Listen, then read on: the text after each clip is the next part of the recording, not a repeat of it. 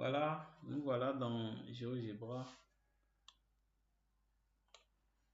Bienvenue sur notre chaîne, la chaîne qui vous permet d'apprendre à utiliser GeoGebra efficacement pour vos constructions géométriques. C'est un logiciel très intéressant. Vous pouvez construire toutes sortes de figures que vous voulez pour vos devoirs, vos fiches, vos interrogations, ainsi de suite. C'est un peu fluide, l'application là. Donc, je veux m'accentuer sur deux choses. Aujourd'hui, on va apprendre à marquer un angle et à construire la bisectrice d'un angle, tout simplement. Donc, c'est tout ce qu'on veut apprendre aujourd'hui. C'est vrai que en faisant les constructions, vous apprendrez d'autres choses. Avant d'aller dans le vif du sujet, nous allons vous demander de vous abonner à la chaîne et de cliquer sur la cloche de notification pour ne rien manquer. Merci. Donc, premièrement, je vais cacher mon repère. Et pour le faire, je fais un clic droit. Après avoir fait un clic droit, je clique sur As. Donc, il y a plusieurs menus. Donc, moi, ce qui m'intéresse, c'est l'as. Donc, je peux faire partie l'as en cliquant sur as. Et ça fait cacher notre repère. Je peux le faire revenir en cliquant, en faisant toujours clic droit. Et puis, le menu apparaît et je clique sur as. Voilà, ça revient à sa forme normale. Donc, ici, je veux faire cacher ça. Donc, je vais cacher ça. C'est caché, j'ai ma feuille qui est libre et je vais faire tout ce que je veux dans cette feuille là.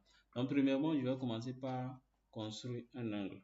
Donc je vais cliquer sur la boîte, je prends segment et puis je construis un premier segment tout simplement.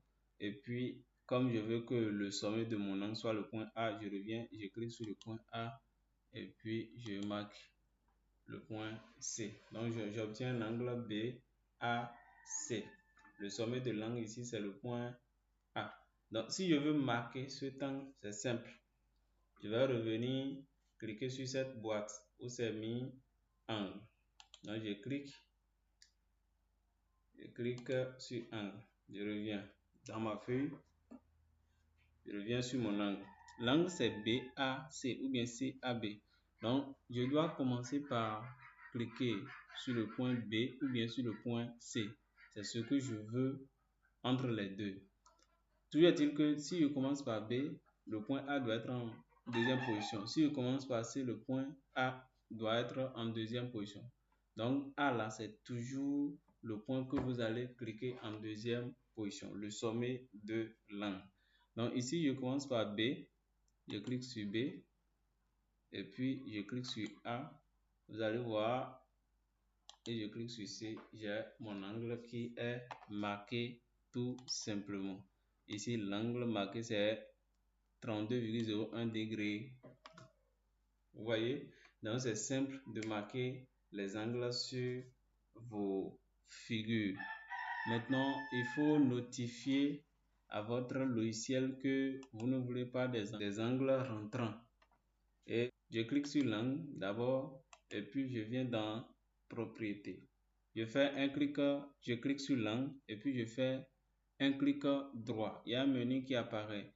Dans ce menu, il y a en bas du menu là, il y a propriété. Je clique sur propriété et il y a un nouveau menu qui apparaît à droite.